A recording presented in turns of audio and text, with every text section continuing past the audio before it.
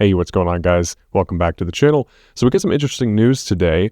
We got an announcement about a new company in France that's adding Ethereum to its treasury. And then we're also seeing Abraxas Capital. They're acquiring Ethereum quite aggressively. So we're also going to take a little bit of a look at the charts, see kind of what's going on. But let's go ahead and dive on in. So Abraxas Capital keeps accumulating more Ethereum.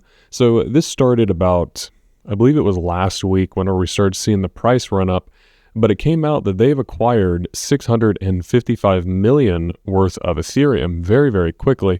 So, this is an interesting shift. It wasn't that long ago that it seemed like it was all doom and gloom, and now it's shifted on a dime, and we're starting to see companies like Abraxas or this other company that we're just seeing come out today. So strategic announcement, Ethereum treasury company. So this is going to be, I just know I'm going to say that wrong, Entreparticuliers.com. This is a French company that has decided to add Ethereum to its trust, and its stock shot up 316% today. And this isn't the first one. We just saw another company, I believe it was yesterday, maybe it was the day before, that they had announced that they are going to add Ethereum to their treasury. And this makes a lot of sense because what you can do with treasury, with Ethereum, that you can't really do with Bitcoin is that you can actually earn capital. You can earn income from staked Ethereum. So there's a little bit of a misconception going around. People like to say that Ethereum is a productive asset. That's not true. I mean, it is, but there's nuance to it. So a productive asset means that you're producing income. So think dividend stocks. You can think real estate that's being rented out, or just general businesses that are generating income. But in order to be a productive asset, just think produce income.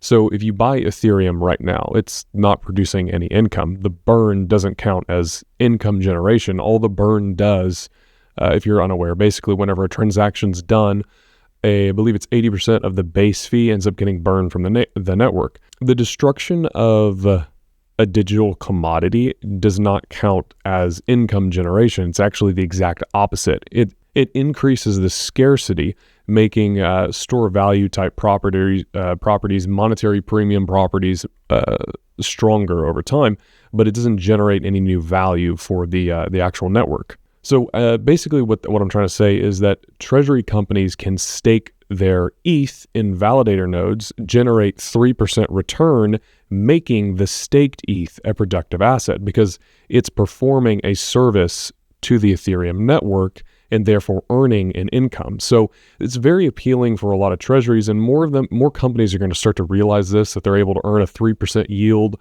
on this new emerging blockchain technology platform that the entire world is going to end up being built on. And so they're also going to be able to capitalize on the massive appreciation that's going to come down the road. So moving on, Ethereum stablecoin volumes hit record 908 billion as institutions, tech giants, and Trump jump on in. So, I mean, it's just more evidence that stablecoins are the future. To me, it's intuitive. This is how we get mass adoption, is whenever you get retail people paying for their chicken nuggets with stablecoins. So we can come over here to rwba.xyz. We can look at the network, and you can see that the majority of stablecoins are built on Ethereum, with the next closest runner-up being Tron.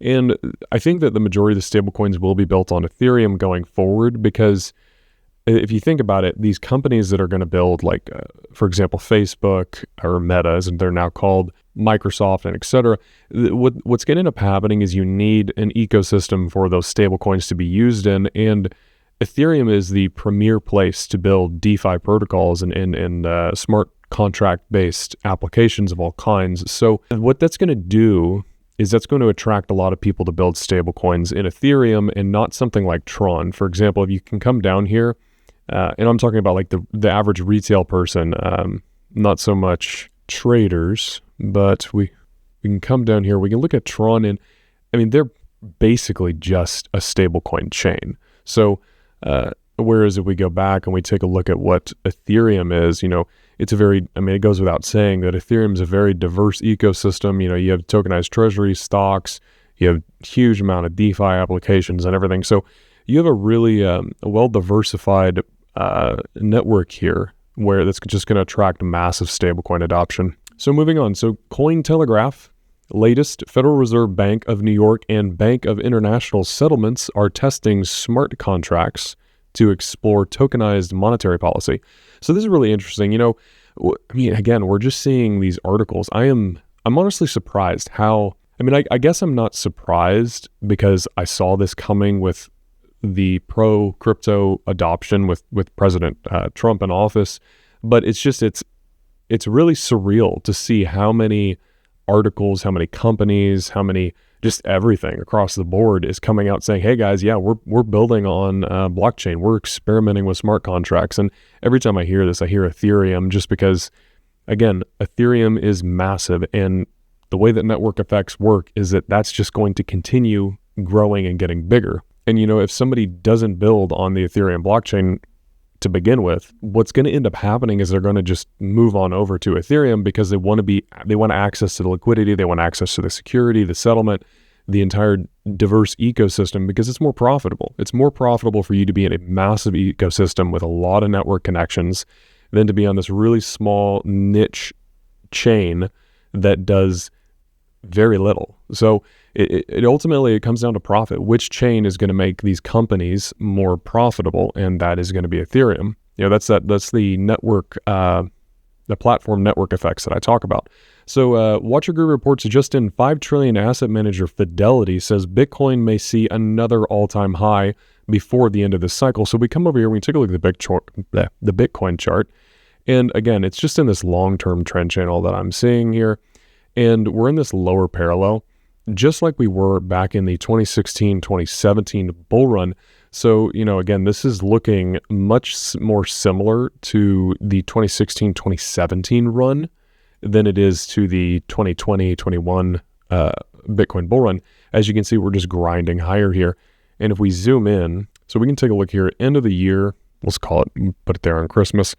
So, we have a kind of a channel here where we can kind of gauge where we're going to be at by the end of the year. So, anywhere from, I would say, 120,000 all the way up to 200,000 is essentially where we could end the end this year, just based on the channel, just based on the trend and the slope of this slow grind up that we're kind of doing. And then next year is where we start getting into that parabolic phase, and then who knows how high it's going to go. We'll just have to see how euphoric everything gets. So Watcher Group reports just in, President Trump's executive director of digital assets says crypto is the next generation of finance. And I agree. Back in, I believe it was the 1960s, they had a paperwork crisis where essentially they used to trade everything on paper, and then the amount of trades that were taking place, it just became too much. And so what ended up happening was they slowly transitioned over to digital trading, which is what we have today.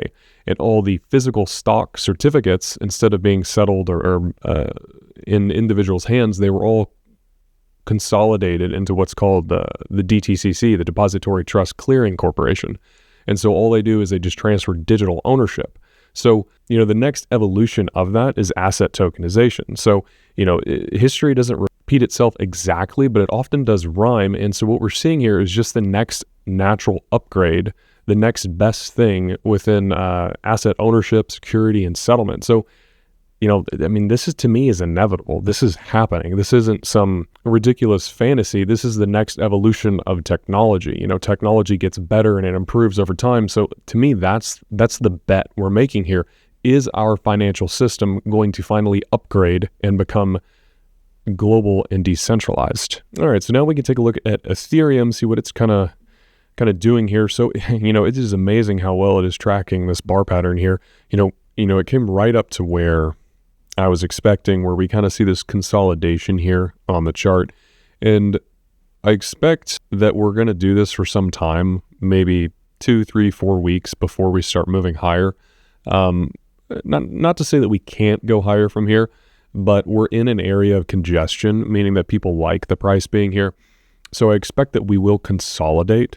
And that is a good thing, because now we're starting to establish a base before we can move higher. But as you can see, we are above a lot of resistance. So, if we had stopped here on the chart, in fact, I can put a little, if we only got up to there, I would be a little bit more concerned we could fall back down. But because we broke through that, we now have this base of support here that we can kind of bounce off of and move higher. Not saying that we get down there. I'm just saying that anywhere from, we'll call it 2,800 to 2,350 is an area for consolidation. So, I mean, we could range in between here before going higher. So just something to keep your eyes on. I don't really see a trade here, to be honest. If I was looking for a trade, I always look for pullbacks. I look for whenever the market pulls back considerably for a buy opportunity. I don't like taking trades into, I don't like getting into positions that are just after a huge rip in the market. Now, if I was just dollar cost averaging into a position, I just buy whenever, whatever the day of the month is that I set aside to be able to add to a position. Say it's the first, then I just buy at whatever price. But from a trading perspective, I don't really see a opportunity to buy there. So that pretty much wraps up today's episode. If you all have any questions, leave in the comment section down below, and I'll see you on the next one.